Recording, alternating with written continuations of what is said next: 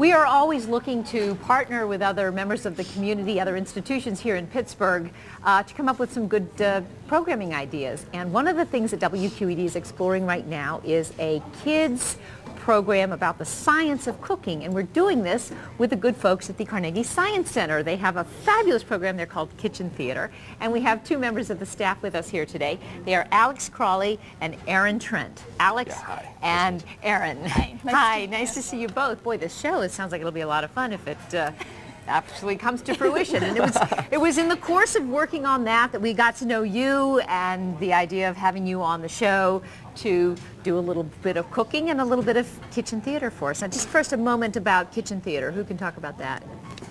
The Kitchen Theater, it's a great little demonstration stage in the Science Center. We have 3 live demonstration stages.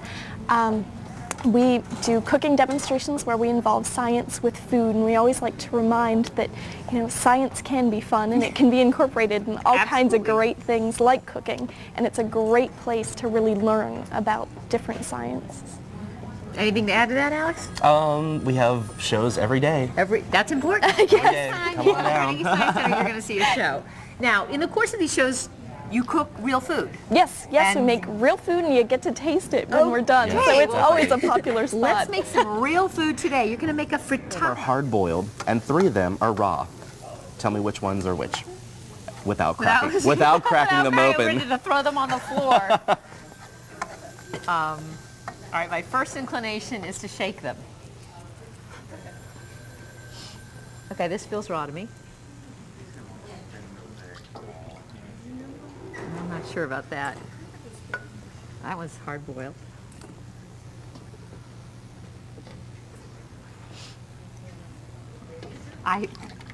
These are like my, well, obviously what I'm doing isn't working because I've got 4 raw and 2 hard-boiled. So, well, there are actually several ways you could do this. Okay, I say these are hard-boiled and these are raw. Okay, there are several ways you could do this. One way is taking a flashlight and holding the egg up to the flashlight. If it's raw, the liquid is going to be inside, and it's going to be able to shine through. Actually, we have very, very bright lights here in the studio. Not bright enough, though. Okay, if I were to shine a flashlight, what would happen? I'd see... because it's clear inside, because the whites are clear, it'll shine through. But here's a fun way that we do this. Oh, fun. More fun than shaking it up against your ear? Yes, this is a lot of fun. If I were to spin this, and it spins like a top, it's cooked. Because once it's cooked, it's solid, and it can move as a complete unit. Oh, right. Otherwise, the liquid's moving inside. Sloshing around. And you're getting that sort of... Okay. Yeah, so let's try this. Were these the cooked ones? These are my cooked ones that aren't. Let's try another one. Now, I have these as raw. So that one's definitely raw. Let's try. Up. There you go. Okay, that's cooked. I had that as cooked. And this one was? Wrong. Wrong. That one? All right, I had 2 out of 3. That one, I think. And let's try these ones over here. Your method is clearly superior to mine. And that one is the raw one. Of course, you could also just throw them up. No, right, those are the cooked ones. No. Who's cleaning that up? That's what I want to know. You know, in my household, whoever makes the mess cleans it up. Chris said he would clean the egg up. There you go. So, for a real quick science experiment. Well, good, because this needs a moment that we're going to do. Yeah, eggs are very strong. Well, because not when you drop them on a counter, they're not. Yes. They're dome-shaped, and dome-shaped structures are very strong because the weight can be distributed evenly all around that dome on all sides. And what I have here is I have 4 eggs, and I put them inside of here so they wouldn't wobble around. Right. And what I'm going to do is I'm going to start piling some books on here, and I'm going to need everybody to help me count as I put the number of books on here. The reason why I put cellophane around this is, of course... It's going to break eventually. Well, my boss said she would kill me if I got egg all over her cookbook, for one thing, and also for germs. You don't want to get any eggs laying around, because it's just... So, kids, if you try this at home, make sure to keep it clean. Okay. So let's. Here is one.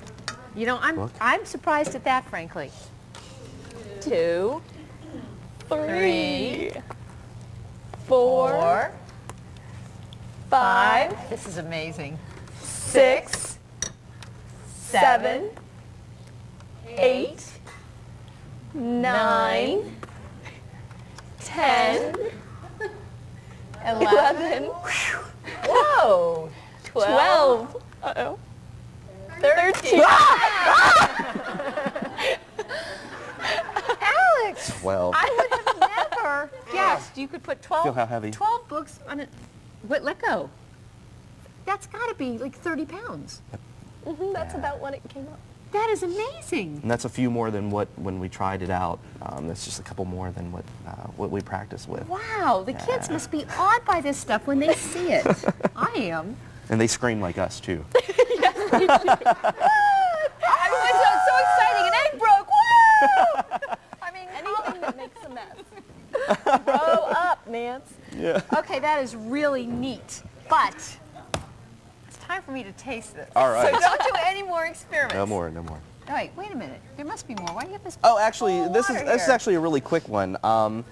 Eggs are very porous. This is one way you could tell whether the eggs are old.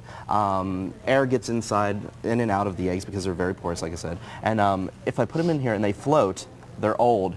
If they're good, they sink to the bottom. Now, by old, you mean unusable old. Unusable, like you do not want to eat these. Okay. They're so gross. Wow. And that's a neat, really handy thing yeah, to it is know. it is a really handy God, thing to know. Mix the eggs up. I don't remember what's the old Well, and a lot what's of the people new, say, or oh, how long have they been in here? Yeah. Just simply dunk them in some water, and if they float, they're old. You don't want to eat them. Boy, oh boy.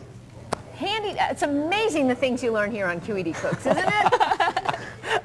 Thank you for that. All right, Sure thing. now, let me see. We got a plate? Yeah, you can go ahead and scoop a little bit out. We usually garnish it with a little bit of cilantro. We have a fork in here. We do. Here we go. Add a little bit. You can also put anything on top of it. It's real great with a little bit of salsa on the top. And if you like it really spicy, add more spices. If not, I like it. I like it. Oh, and I just got a bite of the potato. It does add a lot of substance Yeah, it adds to a it. lot of substance. Oh, this is very flavorful and very different. Boy, everything we're making today is just a little bit different than usual. It's so easy. And it's wonderful to take along because you can do everything beforehand. I so see it's that. an excellent brunch recipe. Well, Erin, thank you so much. Sure. Alex Crawley, Erin Trent, it's been a pleasure. I look forward to bringing my children to the Kitchen Please Theater, do. where we Please will do. see you on stage 3 times a day. I hope you'll do that as well. Now, this recipe is in the QED Cooks B is for Brunch book. It is absolutely delicious. And Quaylen and Stephanie, I know, are waiting for a bite of this, but before they get a bite, they got to tell you how you can get the recipe.